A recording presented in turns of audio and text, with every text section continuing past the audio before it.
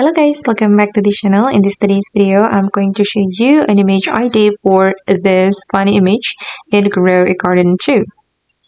Okay, let's get into it guys. There is a new item in Grow a Garden which is called the picture frame, and then from the picture frame you can add an ID, and each ID will give you a unique picture or a unique image.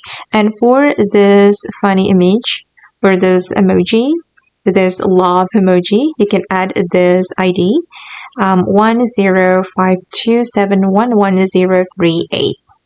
This is the code or the ID, and you will get this picture or this image.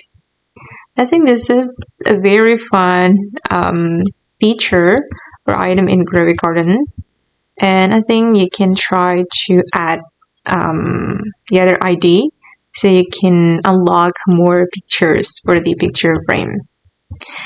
Okay guys, and that's the idea for this funny image in Grow a Garden 2. I hope this video will be useful for you. Thank you so much for watching, and bye!